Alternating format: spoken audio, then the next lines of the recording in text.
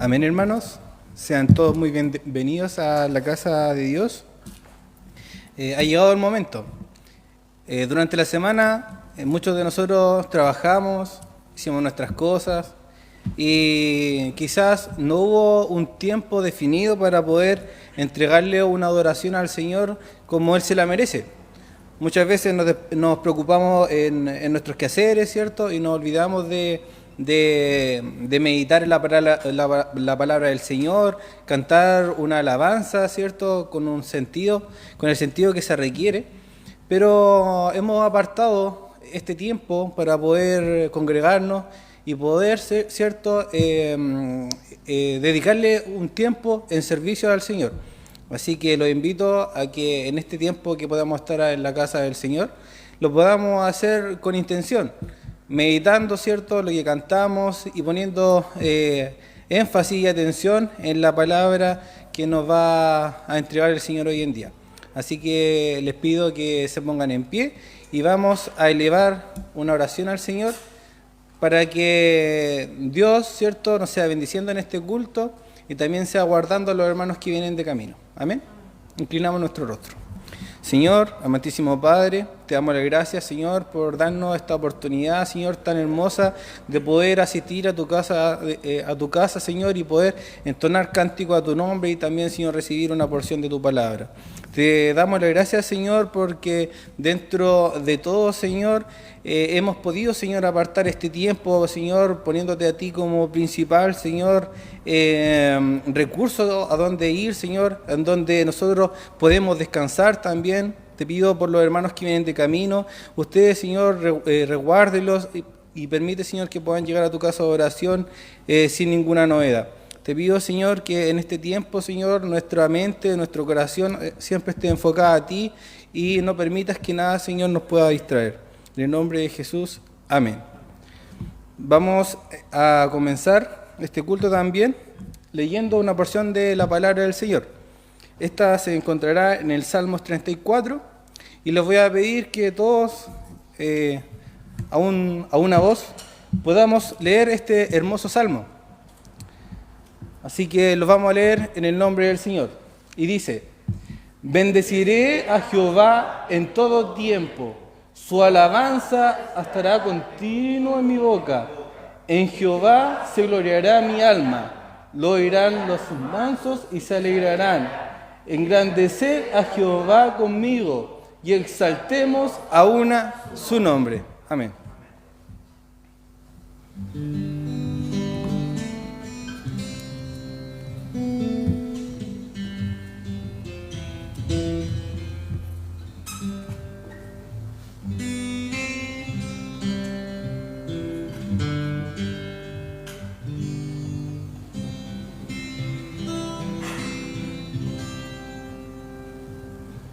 Oh Dios eterno, tu misericordia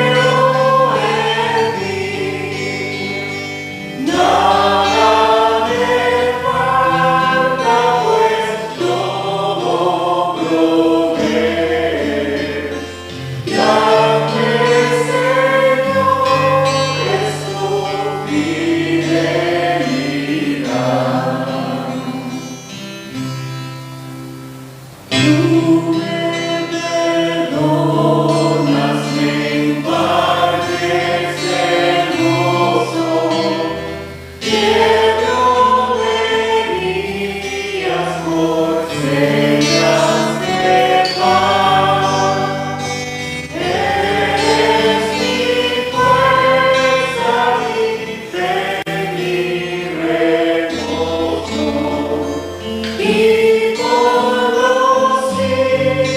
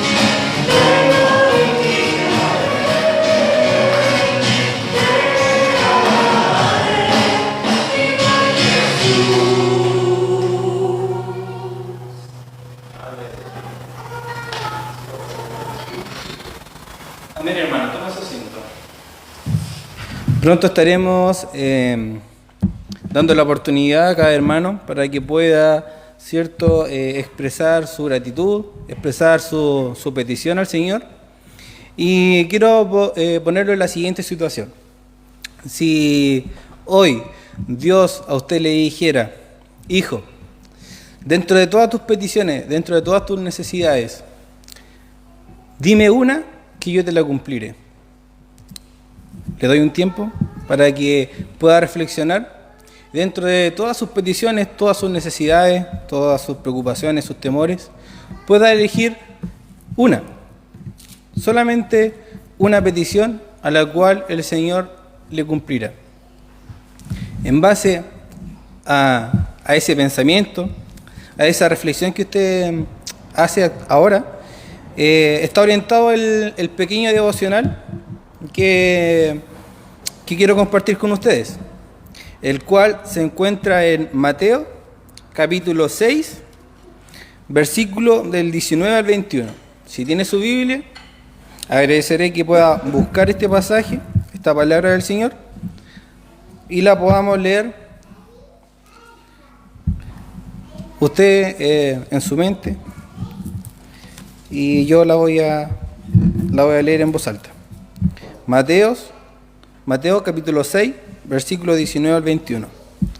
Dice así en el nombre del Señor: No os hagáis tesoros en la tierra, donde la polilla y el orín corrompen, y donde ladrones minan y hurtan, sino haceos tesoros en el cielo, donde ni la polilla ni el orín corrompen, y donde ladrones no minan ni hurtan.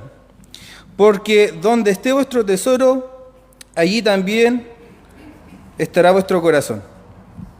Amén. Esta es la palabra del Señor.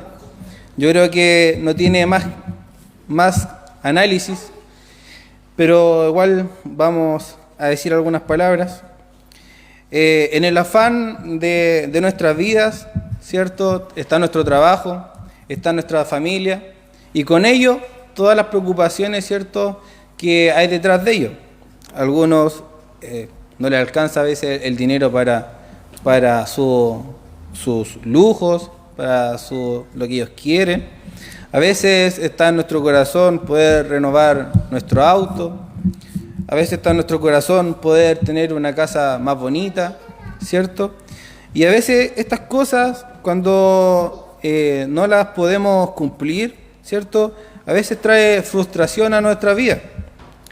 También a veces hay problemas familiares, ¿cierto?, pérdida de seres queridos que duelen en nuestro corazón, ¿cierto? Y a veces se hace muy difícil vivir con esa amargura, con esas tristezas, con esos problemas.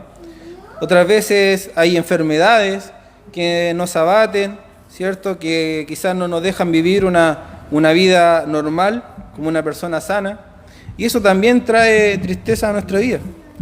Esta devocional tocó mi corazón porque los días lunes, martes, anduve un poco triste porque justamente lo que yo contaba. A veces las cosas no resultan como uno las quiere. A veces uno tiene planes, tiene ideales, ¿cierto?, pero en el camino no se van dando esas cosas, se van truncando y uno se desanima. O a veces uno dice: chuta, Señor, parece que no estás conmigo porque nada de lo que yo quiero me está resultando. Pero nuestros planes a veces no son los planes del Señor. Y eso es lo que nosotros tenemos que descansar, que a veces si no nos resultan las cosas es porque simplemente no están en los planes de Dios, y Dios tiene otras cosas para nosotros mucho mejores de las que nosotros soñamos, aun cuando éstas sean diferentes. Pero el pasaje de acá va abocado en nuestra prioridad. Usted quizás pensó en algo material, ¿cierto?, en algo de bienestar para su vida. Pero Dios nos llama en esta hora a que nuestra prioridad sea Él, que nuestra prioridad sean las cosas celestiales, porque quizás podemos guardar dinero, quizás podemos cuidarnos, ¿cierto?, de ciertas cosas que nos hacen mal, pero todas esas cosas son terrenales, y van a terminar el día que nosotros muramos. Hay un relato en la Biblia, que lo voy a parafrasear, que es un granjero que se dedicó a almacenar, ¿cierto? Y resulta que nunca hizo más que otra cosa que trabajar para guardar. Y Dios después le dice, necio, ¿no sabes que mañana vienen por tu alma? Entonces, al final, dedicamos nuestra fuerza, nuestra energía, nuestras ganas en cosas que son pasajeras, pero no nos dedicamos a lo que verdaderamente va a perdurar. Dios a cada uno de nosotros nos promete coronas. A lo mejor no son esas coronas que nosotros podemos imaginar, no va a ser una corona de rey, ¿cierto?, que nos van a coronar, pero son bendiciones que Dios nos tiene preparadas en los cielos, pero esas bendiciones no son, entre comillas, gratis. Esas bendiciones nosotros tenemos que ganarlas. Nosotros tenemos que esforzarnos día a día para bendecir el nombre del Señor. Todos sabemos que la salvación, ¿cierto?, es un regalo de Dios, pero no nos podemos conformar con eso. No nos podemos conformar con que somos salvos, sino que debemos esforzarnos y trabajar en la obra del Señor. Cuando yo pedí que eligiéramos una petición, ¿quiénes de nosotros pudo elegir, Señor, motívame en trabajar en tu obra? Señor, quítame estos deseos pecaminosos que estoy sintiendo. Señor, ayúdame en esto que estoy flaqueando. Señor, a lo mejor mi hermano que habló mal de mí, mi familiar que habló mal de mí, mi compañero de trabajo que me está haciendo la vida imposible en el trabajo, yo no lo estoy amando. El primer mandamiento del Señor es amarás al Señor tu Dios, ¿cierto?, con todo tu corazón, ¿cierto? Pero también después dice, y amarás a tu prójimo como a ti mismo. Y el primer mandamiento resulta que ya no lo estamos cumpliendo. ¿Y cuántos de nosotros pedimos al Señor que Él nos capacite, que Él, ¿cierto?, nos ayude a poder amar a todos? No solamente a amar a las personas que nos caen bien. Por ejemplo, para nosotros es fácil amar a nuestro pastor, amar, ¿cierto?, al compañero que tenemos al lado. Pero ¿qué pasa con esas personas que nos han hecho daño? ¿Qué pasa con esas personas, ¿cierto?, que día a día quizás confabulan contra nosotros? Entonces, eso también nosotros tenemos que mirar, que pedirle al Señor cosas que nos beneficie como hijos de Dios. Así que ese era el devocional. Y aprovechando este devocional, quiero invitarlos a ustedes a orar en esta hora. A orar pidiéndole perdón al Señor por todo lo malo que hemos cometido, por nuestros pecados. Pedirle al Señor porque quizás no le hemos dado la atención suficiente, la atención que Él se merece, porque Él es el Señor de nuestras vidas. Él es Dios Padre para nosotros.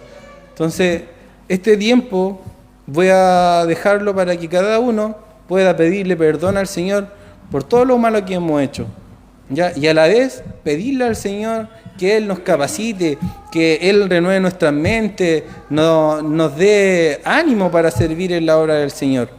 Así que voy a pedirle a todos los hermanos que nos podamos parar, inclinar nuestro rostro y tener un tiempo de oración donde cada uno, sinceramente, pueda, con sus palabras obviamente, poder orar al Señor y pedirle perdón. Amén. Así que, bueno, yo no voy a orar en voz alta tampoco. Vamos a dejar este tiempo para que cada uno pueda reflexionar y pueda pedirle perdón al Señor.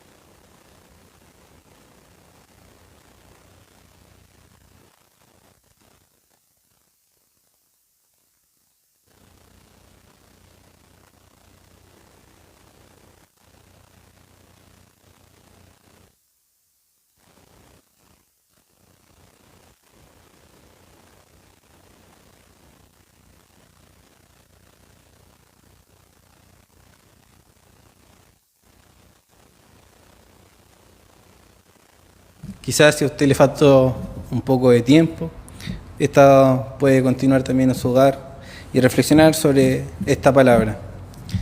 Gracias le damos al Señor porque Él nos dio a Cristo, porque Él es nuestro abogado, y no solamente nuestro abogado, sino que Él murió por nuestros pecados.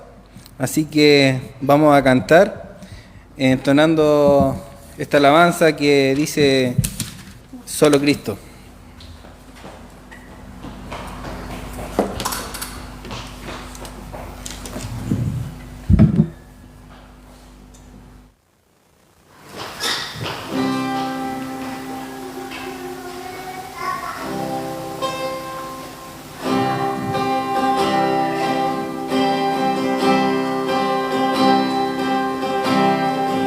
El reposo, el silencio.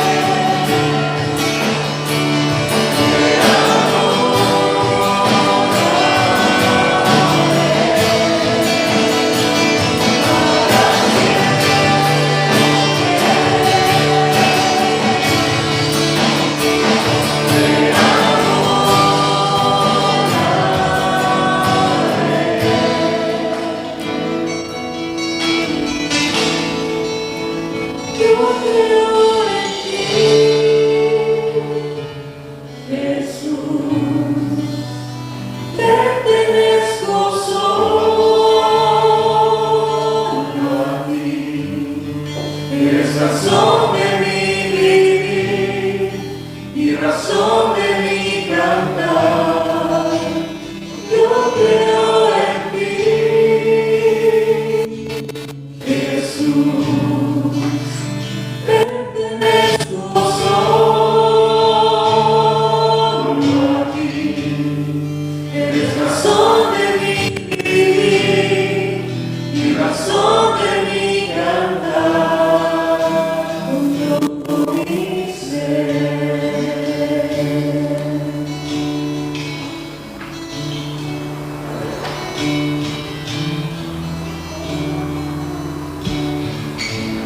Amén. Toma su asiento, hermano. Yo sé que muchos tienen gratitud con el Señor, así que voy a dar la oportunidad para que cualquier hermano pueda dar gracias al Señor. Está abierta la oportunidad.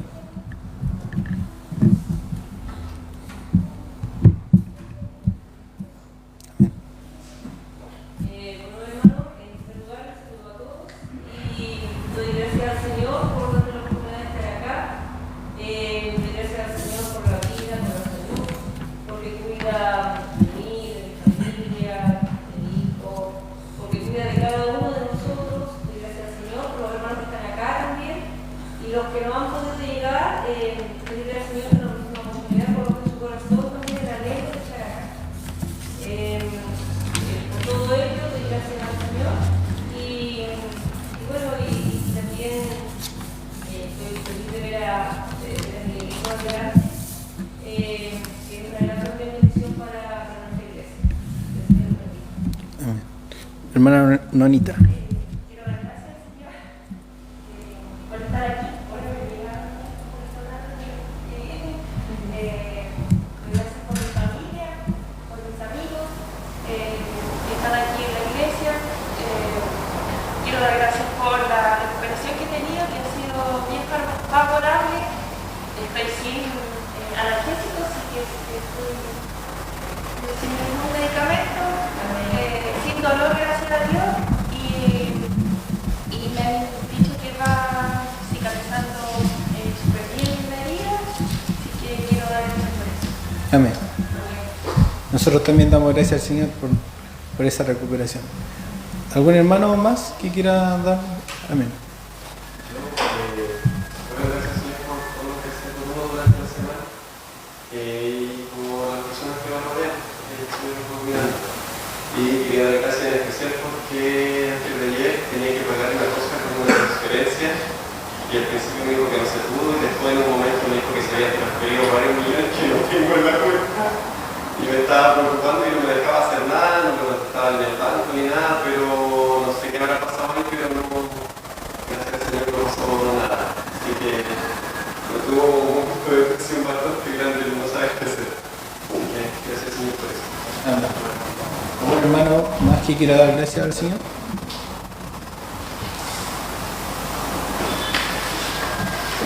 Hola, saludos a los hermanos, en nombre del Señor. Bueno, yo quería dar gracias al Señor porque estoy con mi familia acá, porque hace una semana de bendición para nosotros, pudimos salir a descansar un poco. Y bueno, quería dar gracias al Señor porque Él ha sido con nosotros, en la casa, con la familia, y ha cuidado a mi familia. El Señor ha sido con nosotros en ese sentido. Dar gracias también al Señor por el trabajo. Han sido semanas con harto trabajo y Dios ha estado ahí, ha mostrado su voluntad, ha mostrado su benevolencia para con nosotros y confío en Dios que sea lo que sea que el trabajo venga, Él va a estar ahí. A veces tiendo a perder un poco la calma porque como soy mi propio jefe, a veces uno tiende a no saber lidiar muy bien con los problemas. Pero creo que, como hablaba Miguelito, lo material es algo que se desvanece con el tiempo y que no es lo esencial para nuestra vida. Creo que la felicidad que obtengamos materialmente, creo que lo que más reconforta nuestra alma es poder estar aquí, poder ver a nuestros hermanos, a nuestros amigos. Doy gracias Yo también quiero dar las gracias porque mi familia, como nunca, ha estado contagiada de COVID. Mi hermano, mi sobrino se contagiaron, mi familia en el campo también se contagió. Yo no lo he visto por si acaso, para que no piensen que soy contacto estrecho. Pero ellos sí todos han tenido alrededor de unos 12 familiares actualmente están con COVID. Y doy la gracias al Señor porque ya presentaron los síntomas. Y mi hermano, con el que más teníamos precaución, o estábamos como un poco temerosos con cómo le podía tomar el virus, tuvo unos par de días fiebre, pero gracias a Dios ya pasó. Así que es un motivo de darle gracias al Señor, porque sabemos que a veces este virus golpea fuerte, aun cuando hay vacunas. Y Dios tuvo misericordia de mi familia y ya están a punto de terminar su cuarentena y todos están bien. Así que es motivo de darle gracias al Señor por eso. ¿Hay alguien que quiera expresar una petición para que como iglesia, ¿cierto?, podamos estar orando por esa petición? Adelante. Bueno, yo quería pedir por mis papás. Ellos fueron declarados bastante estrechos. Cuando recién empezó todo esto, estuvieron demasiado temerosos, creo que eran todos juntos. Y a medida que fueron pasando el tiempo, ellos lo superaron, pero nunca estuvieron tan cerca, digamos, del virus como están ahora. Y quería pedir la oración también por ellos, porque el Señor les proteja, que sea tu voluntad en ellos y que les dé tranquilidad, paz, para que puedan pasar este periodo que van a estar solos, tranquilos y confiados que el Señor va a hacer tu voluntad. Y pedir también por mi trabajo que no estaba de bendición, pero también tenemos varios desafíos que a veces se truncan porque uno tiene un objetivo que muchas veces no se cumple. Y ahí es cuando necesitamos de la fortaleza del Señor, de su paz, y pedir por ese trabajo que estamos proyectos y está un poco truncado, pedir la oración por eso. Amén. ¿Alguien más que desee elevar una petición?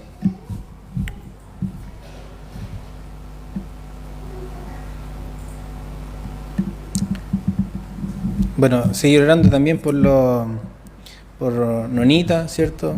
Para que Dios termine la obra ahí. Orar por nuestro pastor Marcelo, que seguramente está de vacaciones, ¿cierto? Para que Dios también lo sea guardando donde quiera que él vaya. Le va a pedir a nuestro hermano Alexis para que él sea dirigiendo esta oración, y también recordando siempre a los hermanos ancianos y la pandemia en general, las personas que están sufriendo por esta pandemia. Amado Señor, continuamos en tu presencia, te alabamos, te adoramos porque eres bueno, porque eres fiel, porque tu palabra declara que tú eres grande, Señor, y que eres todopoderoso. Te damos las gracias porque eres nuestro Dios, nuestro Padre Celestial, a quien podemos, Señor, recurrir en cualquier momento de nuestra vida, de nuestro día, Señor. Y gracias porque sabemos que tú sí nos escuchas, Señor, y sí nos respondes, Dios mío. Gracias porque podemos ver tu amor, Señor, mediante nuestros hermanos, mediante la congregación, Señor. Gracias porque podemos ver tu amor en la Escritura, Señor, y en todas las cosas que nos pasan durante nuestra vida. Bendecimos tu nombre, Señor, porque eres fiel y porque sabemos que cualquier cosa que te pidamos, Señor, en el nombre de Cristo Jesús, Señor, tú vas a glorificar tu nombre mediante ello. Y hay cosas que se han pedido, Señor, como por ejemplo la petición de Nelson, Señor, para que tú le bendigas, Señor, en todos los proyectos que él y su familia tengan, Dios mío. Bendícelo, Señor, prospérelo, Dios mío. Y gracias porque él y su familia ponen, Señor, todo esto en tus manos, Dios Santo. Te rogamos que tú le puedas bendecir, Señor, que tú le puedas, Señor, dar todos los medios, todo lo que él necesite para llevar a cabo sus proyectos, Señor. Y gracias porque él, por sobre todas las cosas, Señor, él te ama, es tu hijo, Señor, y desea estar siempre, Señor, en tu presencia. Bendiga su vida, Señor, a su familia, a sus hijas, Señor. Y gracias porque tú estás con esta familia, Señor. Te rogamos también por Nonita, por esta recuperación que ella está teniendo, Señor. Te pedimos le bendigan, le cuiden, Señor. Gracias porque puede estar acá el día de hoy alabándote, adorándote, Señor. Y este accidente que ella sufrió, Señor, ha sido para glorificar tu nombre, Dios mío. Gracias porque ella ha podido ver tu amor mediante esto, ha podido ver tu salvación, Señor, ha podido ver tu cariño, Señor, y todas las cosas que tú tienes para ella. Te rogamos le sigas cuidando, Señor, le sigas proveyendo de todo lo necesario a ella, a su familia, Señor, a su esposo, a sus hijos, Señor. Y gracias porque le bendices también. Y es de bendición para nosotros el poderla tener acá, Señor. Gracias, Dios mío, por el pastor Marcelo que anda de viaje, Señor, está de paseo. Te rogamos le cuide, Señor, a él, a la hermana Nelly, a Luquitas que anda también allá, Señor. Bendícele, Señor, cuídales por allá y que lo pase bien, que disfrute, Señor. Sabemos el trabajo que se lleva el pastor, Señor, así que gracias por esta oportunidad que tiene de salir de vacaciones, Señor. También te rogamos por nuestro pastor Elías, Señor, por su papá y la familia, Señor. Sabemos que aún están de duelo, Señor. Te rogamos le bendiga, Señor, que pueda mostrarle tu amor, Señor, mediante la congregación, Señor, mediante tu palabra y mediante todas las cosas que tú tienes para ellos, Señor. Gracias porque estás con nosotros, Dios Santo, porque bendices nuestra iglesia, porque bendices la congregación, Señor, porque te podemos alabar, Dios mío, porque podemos recibir tu palabra. Hay muchas otras peticiones, Señor. Quizás hay hermanos que no han venido por algún problema, quizás hay hermanos que están sufriendo, que están pasando hambre, que están pasándolo mal, Señor. Te pedimos en el nombre de Jesús que nos podamos ir enterando de todas estas situaciones, Señor, y que podamos irnos ayudando entre todos nosotros, Señor, como hijos tuyos que somos. Bendícenos, Dios Santo, y gracias porque aún en medio de esta pandemia, aún en medio de todas las cosas que ocurren en el mundo, tú estás con nosotros, Señor. Tú nos amas, Señor, y tú guías nuestro camino. Gracias, Señor, por tu fidelidad, como cantábamos al inicio, Señor, porque por sobre todas las cosas, Señor, tú sigues siendo Dios, tú sigues siendo fiel, Señor, y tú sigues siendo bueno. Gracias por este servicio a ti, Señor. Elevamos nuestra adoración, Señor, nuestra alabanza a ti. Y gracias, Señor, porque la recibes, Señor, con gusto, Señor, y te agrada que te alabemos, Señor. En el nombre de Jesús todo lo dejamos en tus manos. Amén. Amén. Ahora vamos a pasar a entregarle la oportunidad a nuestro hermano que va a estar predicando la palabra del Señor. Nuestro pastor Elías. Así que Dios les sea bendiciendo y sea preparando nuestros corazones. Amén. Dios les bendiga, hermanos, a los que no les había saludado aún. Dios les bendiga en este día.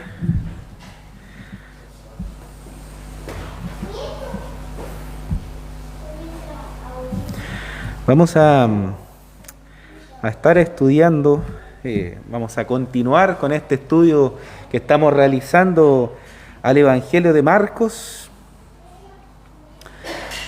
Marcos, vamos a leer en el capítulo 2, le invito a abrir sus Biblias, sus celulares, su iPhone, lo que usted disponga.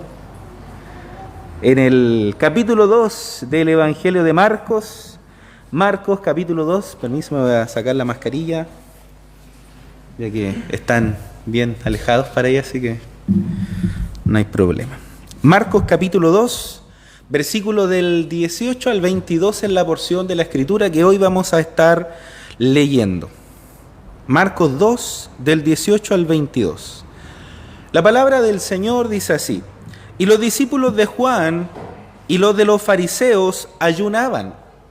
Y vinieron y le dijeron: ¿por qué los discípulos de Juan y los de los fariseos ayunan y tus discípulos no ayunan? Jesús le dijo: ¿acaso pueden los que están de bodas ayunar mientras están con ellos el esposo? Entre tanto que tienen consigo al esposo, no pueden ayunar.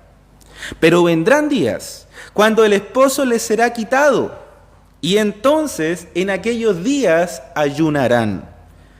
Nadie pone remiendo de paño nuevo en vestido viejo. De otra manera, el mismo remiendo nuevo tira de lo viejo y se hace peor la rotura. Y nadie echa vino nuevo en odres viejos. De otra manera, el vino nuevo rompe los odres y el vino se derrama y los odres se pierden. Pero el vino nuevo en odres nuevos se ha de echar. Palabra del Señor.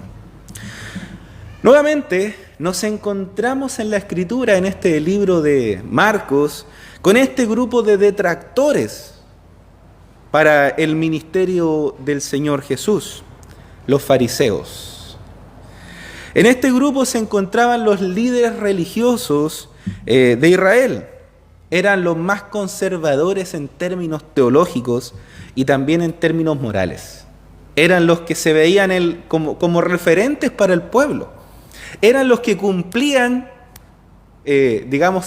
mucho mejor que el resto del pueblo, ¿cierto? Ellos se caracterizaban por ser personas, por ser una secta que cumplía, ¿cierto? La ley o cumplía los mandatos del Señor.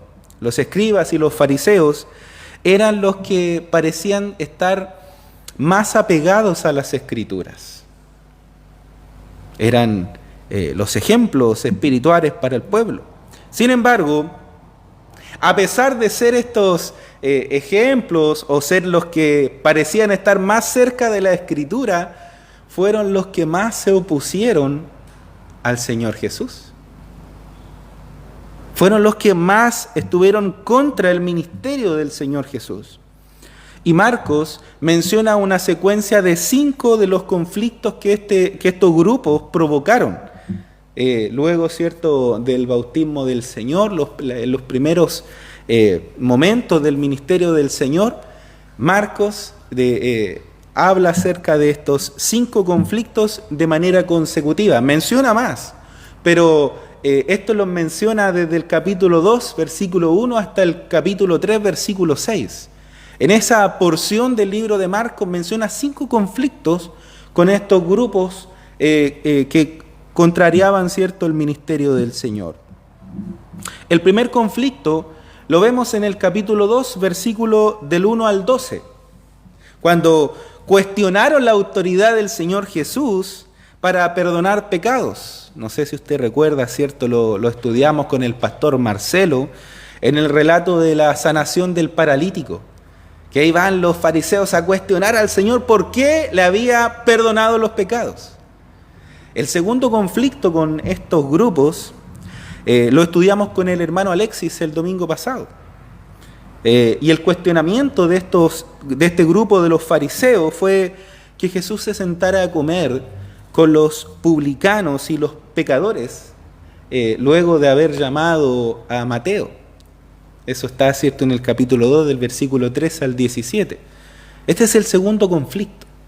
Y el tercero es el que vamos a ver hoy, que menciona Marcos, este conflicto ocasionado por los fariseos al cuestionar por qué los discípulos de Jesús no ayunaban como lo hacían los discípulos de Juan el Bautista y por supuesto también ellos mismos los fariseos.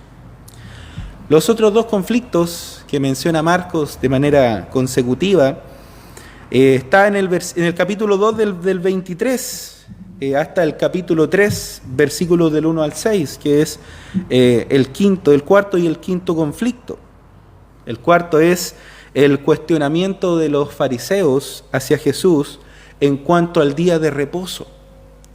Y el quinto es, ¿cierto?, cuando los fariseos y los herodianos que menciona el versículo 6 del capítulo 3 se ponen en pie para ir de una manera belicosa, en batalla para destruir a Jesús.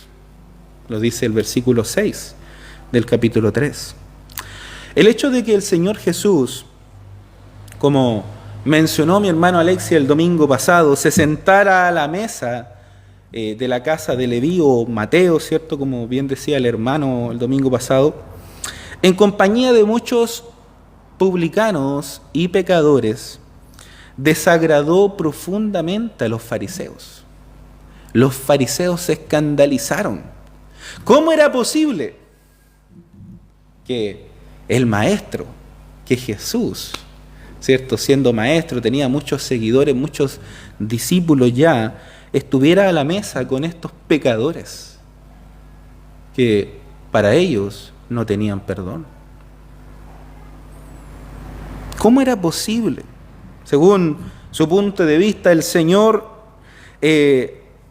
no parecía importarle el pecado de estas personas, porque cómo iba y se sentaba con ellos a la mesa.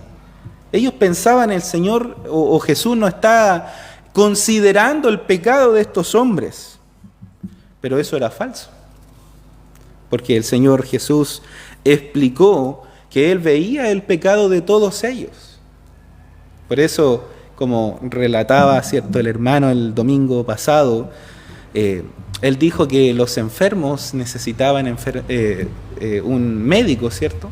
Por lo tanto, él reconocía que esas personas eran pecadoras y necesitaban al doctor que puede sanarles espiritualmente. Él veía el pecado de estas personas. Lo veía, no era algo oculto para él. Y por eso ellos se escandalizaban. ¿Qué médico podría hacer su trabajo sin acercarse al enfermo, cierto? Hoy en día existen las, ¿cómo se llaman? Las teleconsultas. Teleconsultas. Que sirven para alguna que otra duda que pueda tener el paciente, ¿cierto? Pero hay enfermedades que la teleconsulta no sirve. Y aunque sirviera, no es lo ideal. Porque el médico debe examinar al paciente, debe verle, debe estar con él. Y eso es lo que hizo Jesús con estos publicanos y pecadores. Fue a verles, estuvo con ellos, cosa que por supuesto desagradó a estos grupos de fariseos. Era la actitud de los fariseos la que nunca lograría salvar a este tipo de pecadores. Nunca llevarían a estos pecadores a la salvación. Porque ellos, en lugar de acercárseles, ellos se alejaban. Ellos los apartaban. Los hacían indignos solamente por sus pecados. Los despreciaban, se alejaban de ellos como personas peligrosas para su moral. Porque como ellos estaban en un nivel espiritual y moral más elevado que el resto, no podían ir y ensuciarse con estas personas pecadoras, porque a fin de cuentas ese era el problema. Ellos sentían que si se acercaban a un pecador se iban a hacer indignos. Por eso no entraban, por ejemplo, a la casa de los romanos, porque esa casa era indigna. Por eso no se acercaban a estos pecadores, a estos publicanos, y los despreciaban. Pero el Señor nunca lo vio como causas perdidas. De hecho, Leví, este publicano, este recaudador de impuestos que era Mateo, ¿cierto?, fue el primero en ser llamado. Pero no fue el único, no fue el último tampoco. Sino que él se acercó, le llamó, y luego dice la Escritura en los versículos anteriores que fue a cenar no solamente con Mateo, sino con muchos publicanos y muchos pecadores. De muchos otros pecadores, Leví fue el primero, Mateo fue el primero que llegaron a manifestar con toda claridad los frutos de la gracia salvadora que el Señor Jesús venía a ofrecer. A lo largo de los pasajes anteriores ha quedado claro que el Señor había venido a ocuparse del pecado y de los pecadores. Pero como hemos visto, ese camino que Jesús venía a realizar, esa obra que el Señor venía a realizar, era muy diferente a lo que los religiosos de la época consideraban. Los fariseos no tenían la misma idea de lo que era, ¿cierto?, espiritualidad, esto de la santidad, no entendían muy bien de qué se trataba todavía. Y eso es lo que Jesús vino a hacer. En el pasaje de hoy vamos a ver nuevamente el gran abismo que existe entre la religiosidad y el Evangelio del Señor Jesús. Porque religiosos hay muchos. Versículo 18 dice: y los discípulos de Juan y los de los fariseos ayunaban Y vinieron y le dijeron: ¿por qué los discípulos de Juan y los de los fariseos ayunan y tus discípulos no ayunan? El ayuno es una práctica religiosa que consiste en abstenerse, ¿cierto?, por un tiempo de los alimentos de manera total o parcialmente, pero todo esto con un propósito espiritual. No es como una dieta, ¿cierto?, porque eso ya no tiene un propósito espiritual. Si usted ayuna, o como hoy también hay varias dietas, el ayuno intermedio ahí para los que entienden un poco más eso es una dieta, no es un ayuno con propósitos espirituales. Entonces, si no tiene un propósito espiritual, pasa a ser solamente una dieta.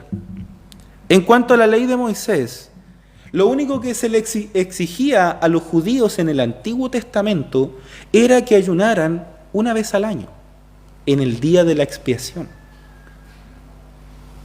Los judíos solamente, para ellos era obligación ayunar una vez al año, en el día de la expiación. Ahora, los judíos, como parte de la piedad voluntaria, ¿cierto?, en el Antiguo Testamento, solían ayunar 2 veces a la semana. Aquí hay un punto que es importante, porque la obligación era una vez al año. Pero ellos decidieron, y principalmente los fariseos, ayunar 2 veces por semana, los días lunes y los días jueves. Así ayunaban los fariseos. Y para ellos, con el tiempo, al principio quizás su propósito era bueno, como muchos. Su idea, su concepto o la intención del corazón era buena. Pero con el tiempo, eso fue cambiando.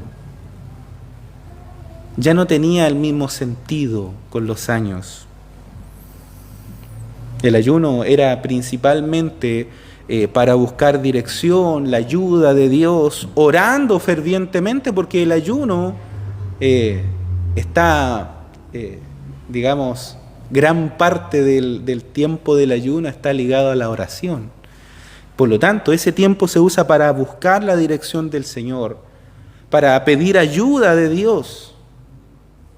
Y también, como estaba establecido en el día de la expiación, para ir en arrepentimiento al Señor, para sentir el dolor del arrepentimiento, para experimentar ese arrepentimiento de una manera más profunda, sentir la humillación de su arrepentimiento.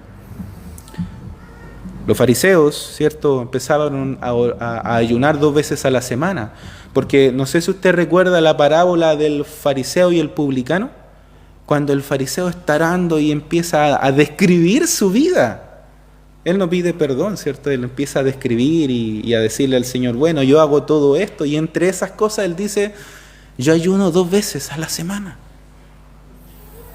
Ayunaba 2 veces a la semana. Con el tiempo eso se convirtió en un ritual vacío, en algo sin propósito espiritual. Comenzaron a creer que con el ayuno podían cambiar la voluntad del Señor.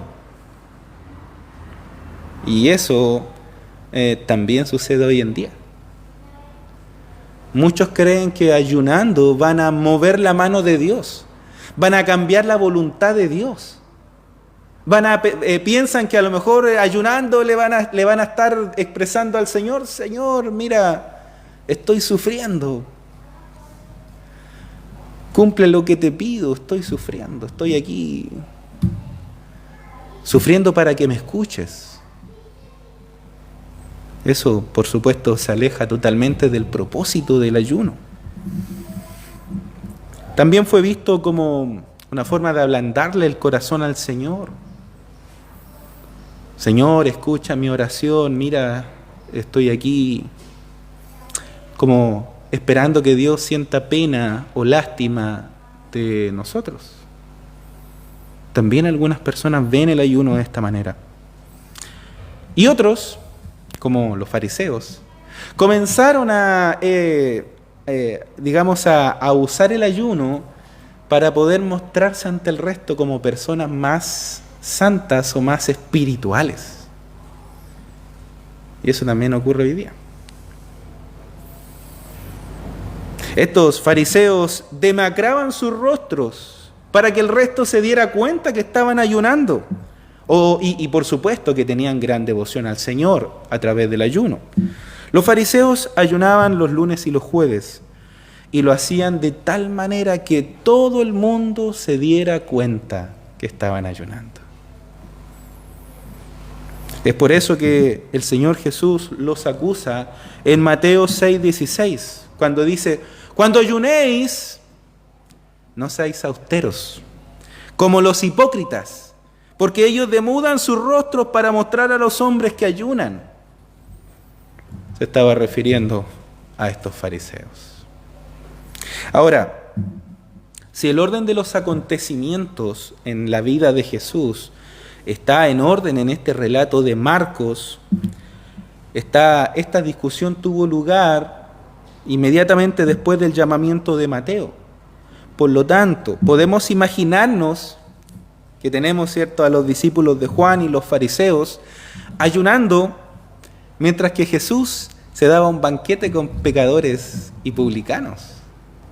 Que eso también, al pensarlo, pudo haber provocado aún más a estos fariseos. Porque imagínense ustedes a Jesús en la casa de un publicano, comiendo y bebiendo con pecadores. Mientras tanto, por la ventana, afuera de la casa, los fariseos que se habían abstenido de comer durante todo el día, porque el relato se menciona como que era una cena en casa de Mateo, y por lo tanto ya eso era en la tarde, y los fariseos no habían comido nada en todo el día. Y mirando por la ventana la casa de Mateo, y viendo adentro al Señor comiendo un gran banquete, y ellos muertos de hambre afuera. Entonces quizás esa rabia que ellos pudieron haber sentido, mezclada con el hambre, algunos nos ponemos medios mañosos cuando tenemos hambre, no sé si a usted le pasa, pero... Entonces imagínense esa sensación en la mente de estos fariseos, viendo al Señor festejando, celebrando con pecadores y ellos muertos del hambre afuera. Y por eso inmediatamente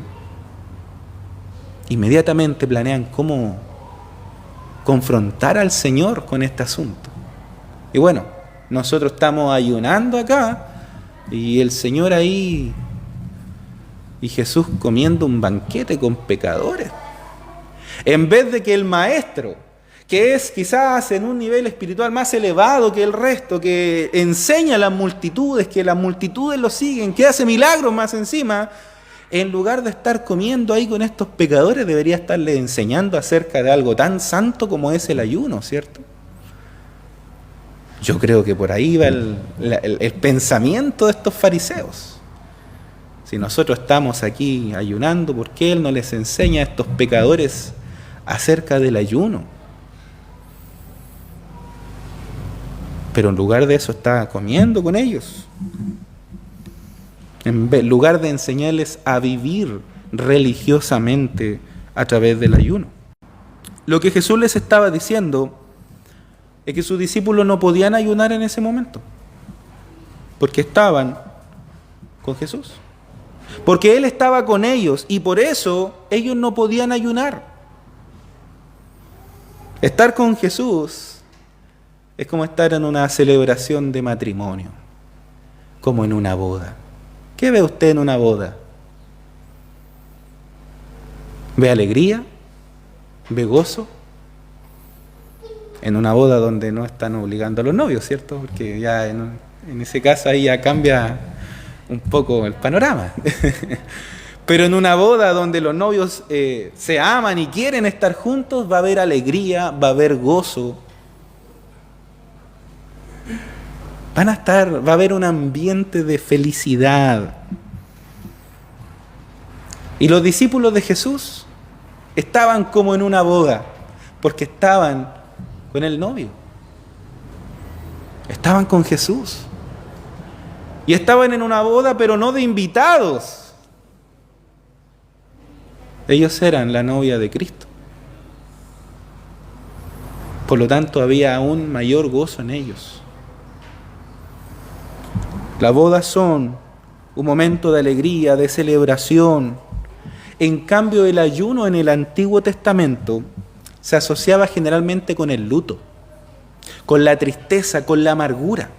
¿Por qué? Porque el día que se tenía que ayunar, el día de la expiación, era un día donde ellos tenían que ir en arrepentimiento. Y el ayuno era justamente para eso, para que ellos pudieran experimentar el dolor de sus pecados. ¿Nota usted que hay como algo contradictorio entre el ayuno y una boda? Es más, los líderes religiosos en aquellos tiempos prohibían que se ayunara en tiempos de boda.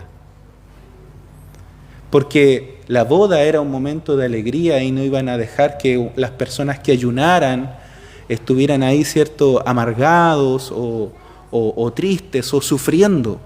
Era un momento de alegría, de regocijo, y las bodas judías no duraban unas horas como las nuestras. Las bodas judías duraban una semana, hermanos. Por lo tanto, en esa semana no podían ayunar, porque debían estar alegres, contentos, con ánimo, con gozo. No se les podía permitir estar tristes. De esa misma manera debería congregarse la iglesia hoy. Cuando usted viene al templo, usted debe venir alegre, porque usted viene a encontrarse con su Señor. Usted debe venir como en una boda. Por eso el Salmo 100 dice: cantad alegres a Dios, habitantes de toda la tierra, servid a Jehová con alegría, venid ante su presencia con regocijo. Usted viene a encontrarse con su Señor. Por lo tanto, es suficiente argumento, suficiente razón para que usted venga con reverencia. Usted debe venir con temor a nuestro Dios, pero eso no significa que usted va a venir triste, que usted va a venir amargado. Eso no significa que usted va a comportarse como si estuviera en un funeral. Tener temor y reverencia a Dios no significa estar con la cabeza gacha, amargado, sufriendo. Venir al Señor significa estar alegres. Esa es la invitación que hace el salmista ahí en el Salmo 100. Y eso es lo que Jesús menciona aquí en el Evangelio de Marcos. Es más, todos los días nuestros debieran ser días alegres, días de gozo. ¿Sabe por qué? Porque el Señor mismo dijo: yo les aseguro que estaré con ustedes todos los días hasta el fin de los tiempos, hasta el fin del mundo. Jesús está con nosotros todos los días. Suficiente razón para estar gozosos, para estar alegres. Hermanos, Jesús está con nosotros. Y ese es un motivo de gozo, de alegría. Debemos estar alegres como si estuviéramos en una boda. Ahora, la pregunta es: ¿significa esto que los cristianos no deben ayunar? Versículo 20.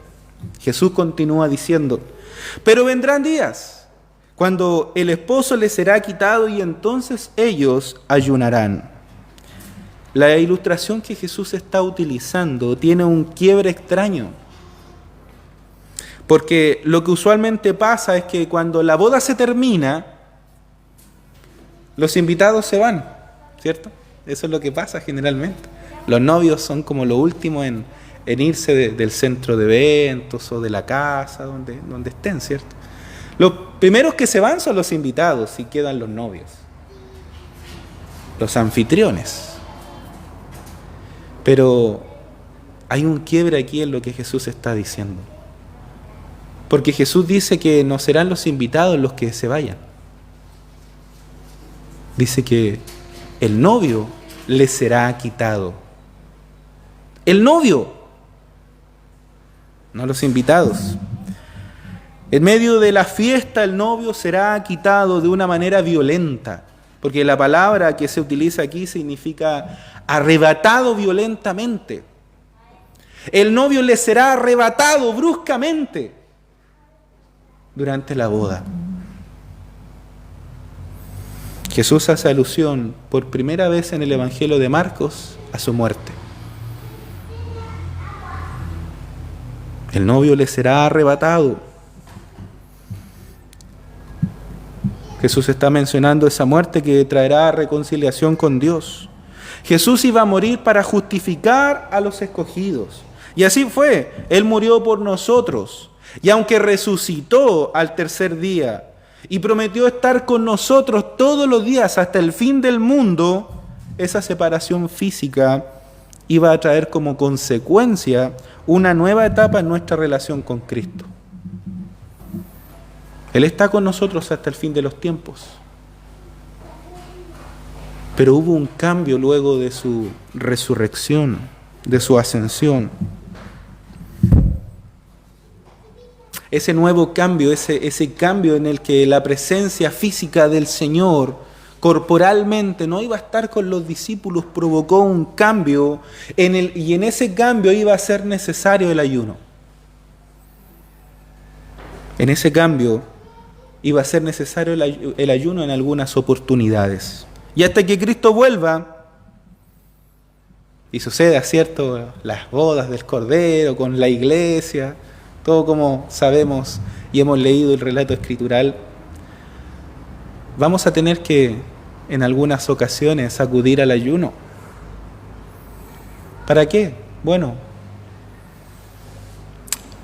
para pedirle a Dios que nos ayude y para ir al Señor en arrepentimiento,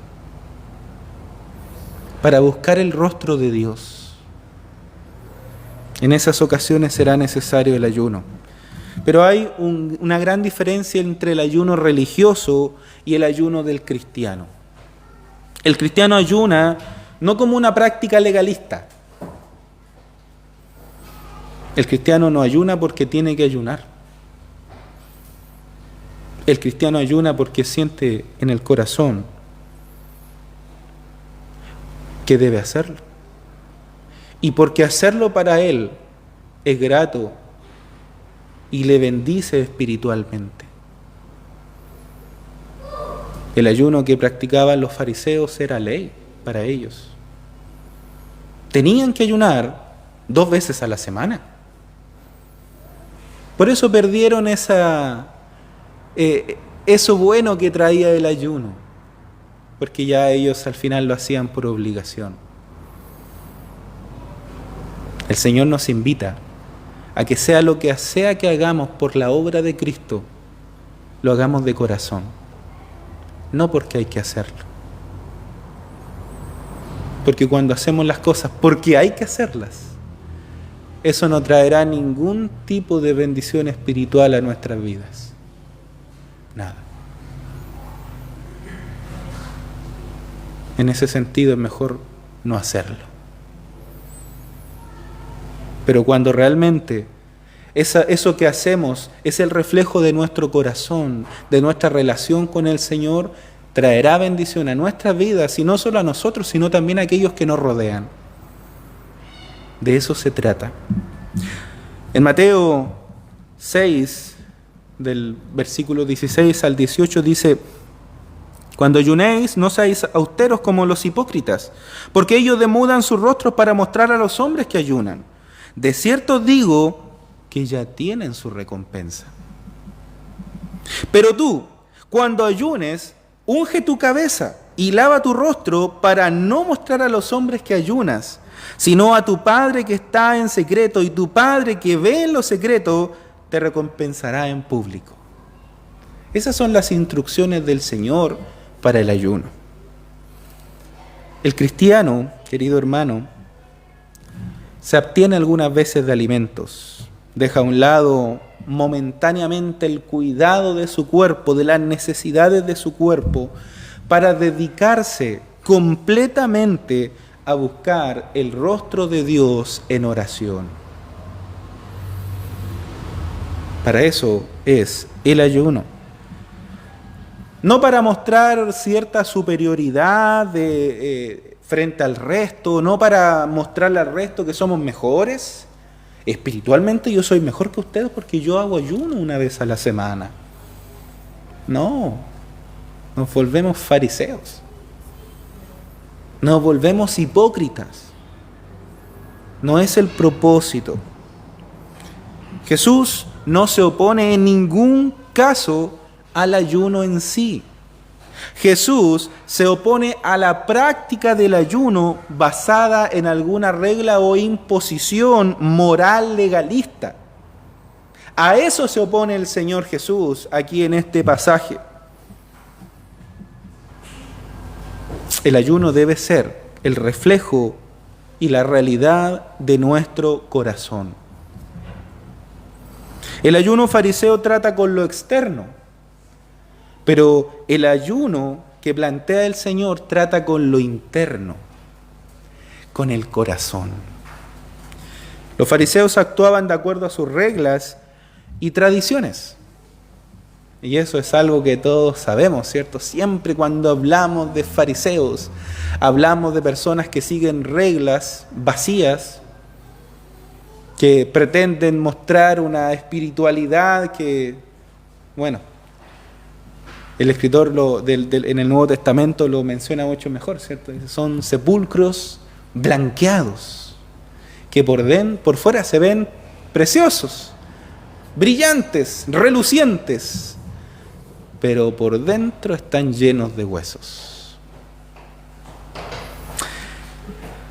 Marcos 7, del 1 al 3 dice: se juntaron a Jesús los fariseos y algunos de los escribas que habían venido de Jerusalén, los cuales, viendo a algunos de los discípulos de Jesús comer pan con manos inmundas, esto es, no lavadas, los condenaban, porque los fariseos y todos los judíos, aferrándose a la tradición de los ancianos, si muchas veces no se lavan las manos, no comen.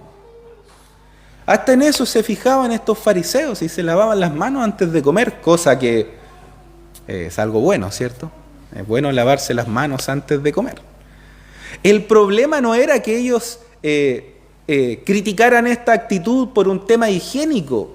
El problema es que ellos criticaban esto por un tema de tradición. Ese era el problema que ellos tenían. Ellos reclamaron porque estos discípulos se acercaban a la mesa sin lavarse las manos, pero solamente porque no estaban cumpliendo la tradición, no porque fuera antihigiénico o sucio no lavárselas.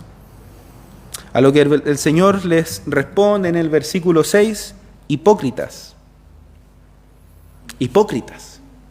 Bien profetizó a vosotros Isaías, como está escrito: este pueblo de labios me honra, mas su corazón está lejos de mí. Pues en vano me honran, enseñando como doctrinas mandamientos de hombres. Porque dejando el mandamiento de Dios, os aferráis a la tradición de los hombres. Hermano, ese es el problema aquí.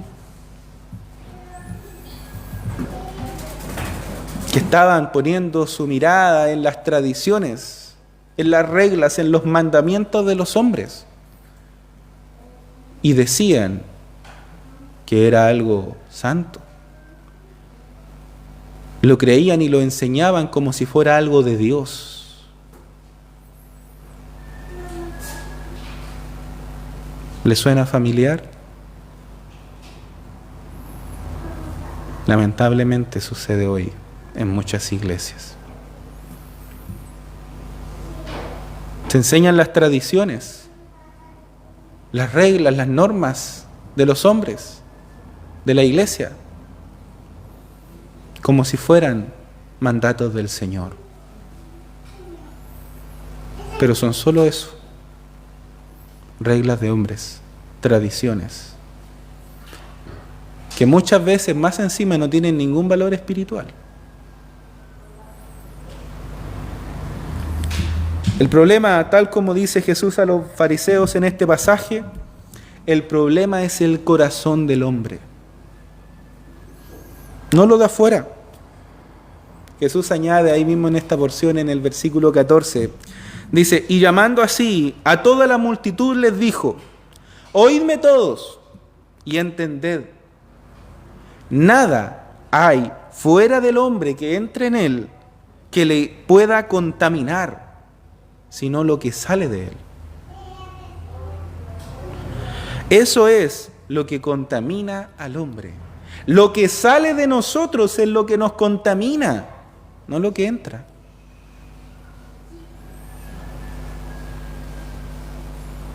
¿Dónde está el problema? ¿Afuera o adentro de nosotros? El problema del hombre está dentro de él, está en su corazón. Más adelante vuelve a añadir ante las mismas preguntas de sus discípulos en el versículo 21, porque de dentro del corazón de los hombres salen los malos pensamientos, los adulterios, las fornicaciones, los homicidios, los hurtos, las avaricias, las maldades, el engaño, la lascivia, la envidia, la maledicencia, la soberbia, la insensatez.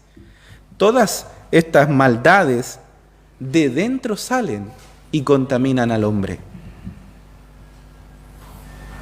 El problema está en el corazón del hombre. Entonces, ¿cuál es la solución?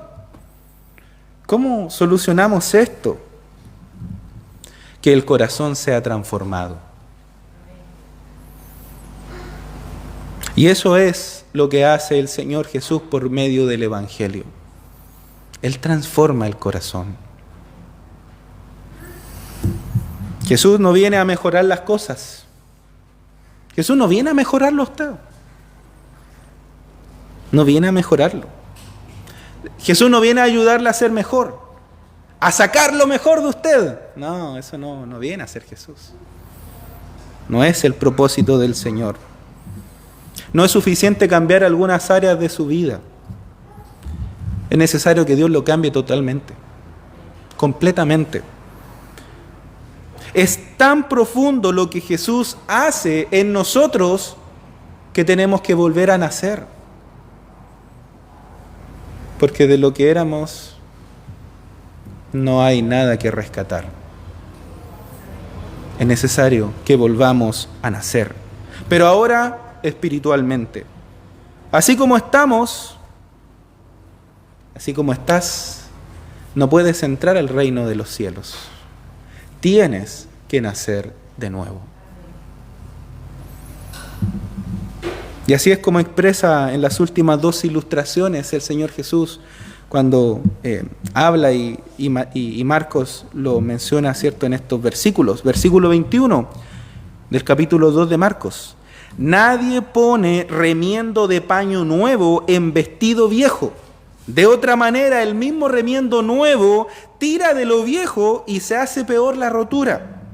Lo que Jesús está diciendo es que si usted toma un vestido viejo que tiene un agujero y le pone un paño nuevo y lo cuece y lo echa a lavar, ¿qué pasa con el paño nuevo? Se recoge, se achica. ¿Nunca ha lavado una polera y después le queda aquí? Se achica el paño nuevo. Pero el vestido viejo ya no tiene cambios. Entonces, ¿qué sucede? El paño nuevo se achica y empieza a estirar y arruga el vestido y finalmente queda peor el arreglo que usted le hace. Por lo tanto, lo que él está diciendo es que Dios no viene a usted a ponerle un parche. Jesús no es un parche.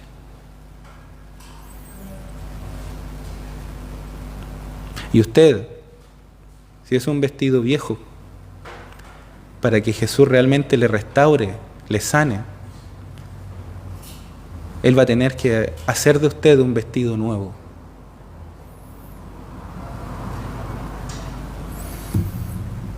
Muchos hoy tratan de agregar a Jesús a sus vidas como si Jesús fuera un parche que va a tapar todo lo que está mal.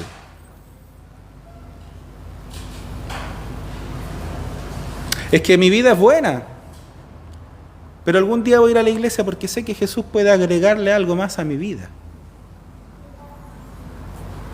O algunos, no voy a mencionar nada, pero algunos que basan su vida en el Antiguo Testamento y su vida religiosa y su fe en el Antiguo Testamento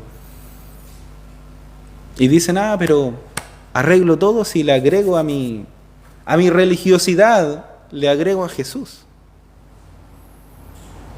Sigo viendo la ley del Antiguo Testamento, sigo celebrando incluso fiestas del Antiguo Testamento, pero ahora le agrego a Jesús y ya con eso mi vida espiritual está completa.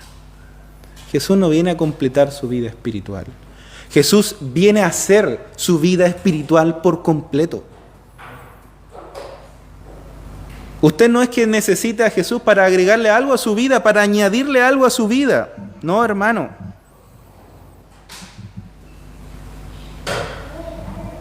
Jesús no añade. Jesús cambia toda su vida. Es necesario que usted sea una nueva creación para que pueda recibir el don de Dios. Y eso es lo que Jesús viene a hacer. Jesús no vino a mejorar lo viejo. Él vino a reemplazarlo por algo completamente nuevo. La idea de Jesús no es mejorar al viejo hombre, sino hacer una nueva creación, un ser espiritual. No quiere reformar al pecador. Él quiere regenerar al pecador. La otra ilustración que el Señor Jesús usa se encuentra en el último versículo que leeremos hoy, el 22. Y dice, nadie echa vino nuevo en odres viejos. De otra manera, el vino nuevo rompe los odres y el vino se derrama y los odres se pierden. Pero el vino nuevo en odres viejos se ha de echar. ¿Sabe usted qué es un odre? Un odre es como un tipo de bolsita hecha de pieles de cabra. No existían botellas, ¿cierto? Así que ellos hacían sus recipientes para poder guardar el vino. Y esas bolsitas que quedaban como unas tipo bolsitas así bien redonditas, cocidas y todo, y ellos guardaban el vino. Los odres, como los pieles de cabra al principio estaban nuevos, ¿cierto? Eran más resistentes y flexibles. Entonces le echaban el vino nuevo y usted sabe que el vino fermenta. Y entonces ese odre nuevo, al tener el vino fermentándose adentro, se estiraba, pero no se rompía, porque estaba nuevo. Pero ¿qué pasaba cuando ese odre le sacaban, cierto, lo vaciaban? Ese odre ya no estaba nuevo, tenía uso. Y si le echaban vino nuevo, como el odre ya se había estirado y ya estaba usado, la piel de cabra se ponía rígida, no era flexible. Y el vino, al empezar a fermentar dentro, hacía que esta bolsita se reventara. Por lo tanto, se perdía el odre y se perdía el vino. Por eso, no podían usar vino nuevo en odres viejos, porque si no se reventaban. Los odres viejos servían solamente para vinos que ya habían fermentado, pero no para vino nuevo. Esta ilustración es paralela a la del trapo nuevo, ¿cierto?, en vestido viejo. Sin embargo, aquí quizás se muestra un área más interna y espiritual de lo que Jesús estaba mencionando. El Señor nos está diciendo que el Evangelio de la gracia no armoniza con la estructura de la religiosidad del judaísmo ni con ninguna otra religión humana. El vino, que representa, ¿cierto?, la gracia, solo puede ser echado en un corazón que ha sido transformado por el poder del Evangelio, en un corazón que soporte, como este odre nuevo, ¿cierto?, que soporte aquello con lo que se está llenando. El asunto principal de este pasaje no es el ayuno, hermanos. El asunto de este pasaje no es el ayuno, sino la gran diferencia que existe entre la religiosidad y el evangelio de Cristo. Esa religiosidad mostrada por los fariseos y por supuesto el evangelio de la gracia que Cristo hace posible. Este pasaje nos muestra algunos puntos que es importante considerar respecto a los cristianos. Primero, el cristiano ha recibido una vida nueva. El cristiano no es una persona que ha sido mejorada o arreglada. El cristiano no es alguien que ha sido reparado por el Señor. Usted no es algo que estaba descompuesto y vino el Señor y lo reparó. No. Usted ha sido alguien que ha sido renovado, que ha sido regenerado, que ha nacido de nuevo por el poder del Espíritu Santo. Ha recibido una nueva vida. Cristo con su poder hizo posible que nosotros, de ser vestidos viejos, fuéramos vestidos nuevos. No un vestido parchado, sino uno completamente nuevo. El vestido de su justicia perfecta, imputada por Cristo en la cruz del Calvario. Lo segundo, el cristiano es una persona que ha recibido un nuevo gozo. Es una persona que se alegra, que está contento, feliz con la obra que el Señor ha hecho en su vida.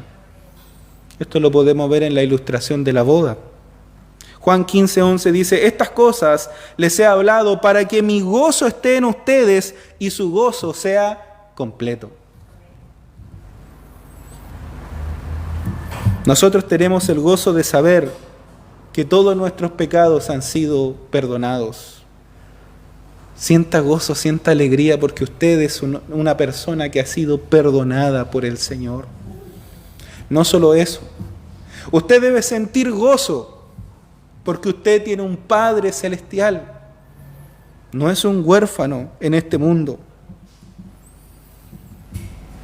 El gozo de saber que si usted muriera hoy, abrirá sus ojos en la presencia del Señor.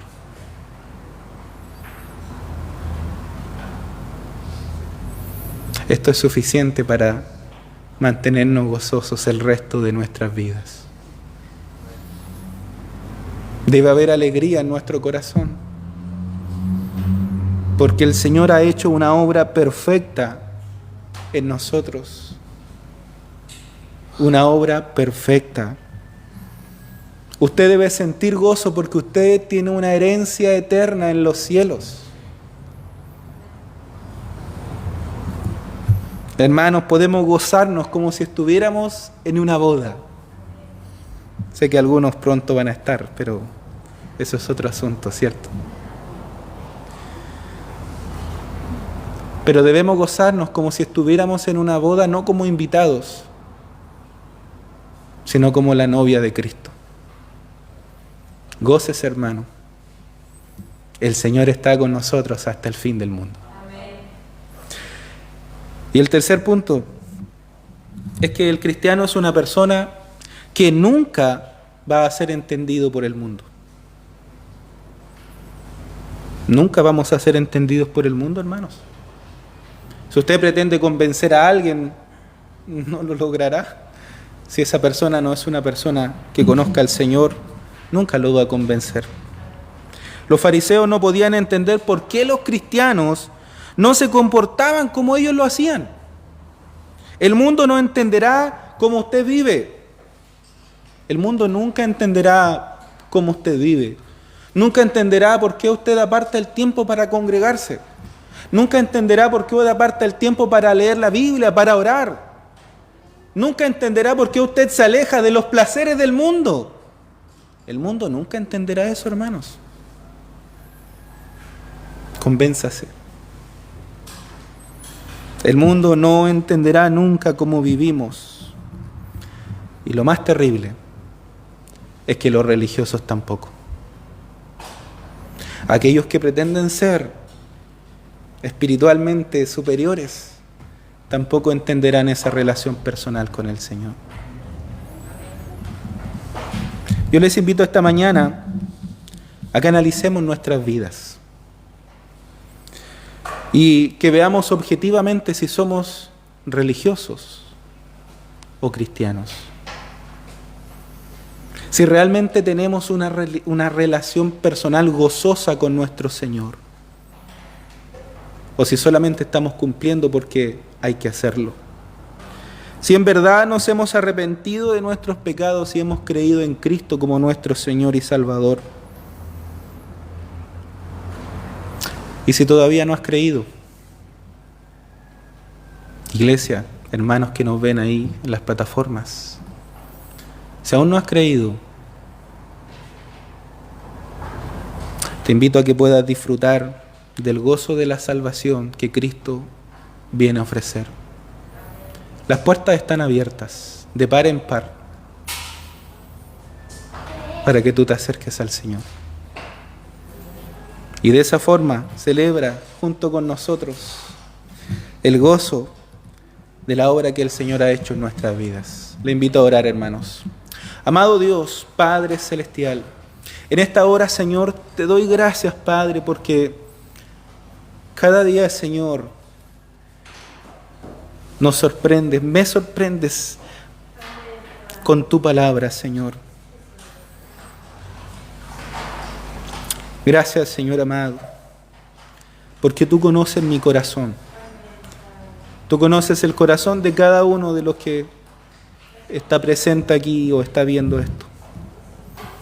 Tú conoces nuestras vidas, no hay nada oculto para nosotros. No hay nada oculto en nosotros para ti. Te damos gracias, Señor, porque tú estás aquí, porque tú estás en nuestras vidas, porque tú estarás con nosotros hasta el fin del mundo y porque no hay nada que pueda impedirlo, Señor. Gracias, Padre Celestial. Nos gozamos, estamos alegres y nuestra vida, Señor, a pesar de los momentos de dolor, los momentos de tensión, los momentos de dificultad, sabemos que tú estás en control de todo. A pesar de que en alguna oportunidad, Señor, necesitamos llorar y estamos tristes, a pesar de todo eso, Señor, hay gozo en nuestro corazón porque tú nos has salvado. Porque tú permaneces, Señor, con nosotros y permaneces para siempre. Y porque sabemos que aún cuanto más profundo sea el dolor, cuanto más sea profundo, Señor, el sufrimiento que podamos experimentar, tú de allí nos sacarás. Nos levantarás, Señor. Renovarás nuestras fuerzas y nos animarás, Señor, a seguir adelante. Gracias, Señor. Porque tú eres nuestro Padre, tú eres nuestro Dios, tú eres nuestro Salvador, tú eres nuestro Consolador. Tú, Señor, eres todo para nosotros. Gracias por tu palabra. Te ruego que bendigas grandemente a cada uno de mis hermanos que han escuchado esto, Señor. Y que tú, Señor, nos hagas meditar y que hagas los cambios, que destruyas todo lo que haya que destruir en nuestras vidas para que tú, Señor, plantes ahí tu palabra y hagas los cambios que tengas que hacer en nuestras vidas. En tus manos estamos. Gracias, Señor. En el nombre de Jesús te lo pido. Amén y amén. Que el Señor les bendiga, hermanos. Amén. Damos gracias al Señor por esta hermosa palabra que nos tenía preparado para hoy. Y vamos a pasar ahora a entonar la última alabanza para engrandecer el nombre del Señor.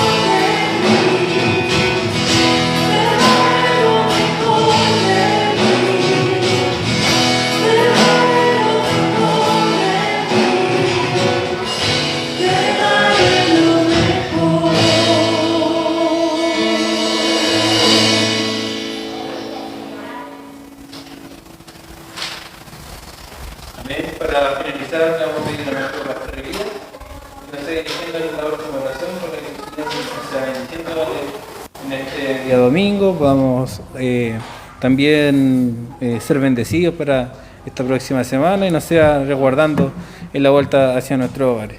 Amén. Amado Dios, gracias Señor por este tiempo, gracias Padre porque tú nos permites congregar. Te rogamos Señor por la bendición por cada uno de los que está aquí reunidos, Señor, porque ha llegado hasta este lugar, Padre Celestial. Gracias por aquellos que nos ven a través de las plataformas. Y por supuesto te ruego también una bendición especial por aquellos que no vemos en medio nuestro. Sabemos que muchos andan de paseo, andan viajando.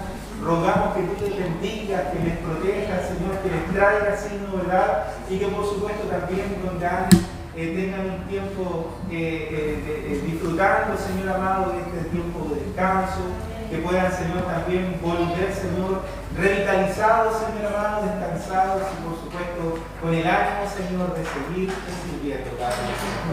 Rogamos que tú, Señor, nos lleves de vuelta a nuestros hogares con tu protección, con tu bendición y que podamos volvernos a encontrar, Señor, a través de Zoom el día martes, presencialmente el día jueves y el próximo domingo también volver a congregarnos aquí, Señor, con nuestra familia de fe.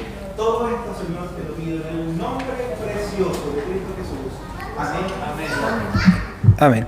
Les recuerdo que en la parte de atrás del templo está el alfolí para poder depositar nuestras ofrendas.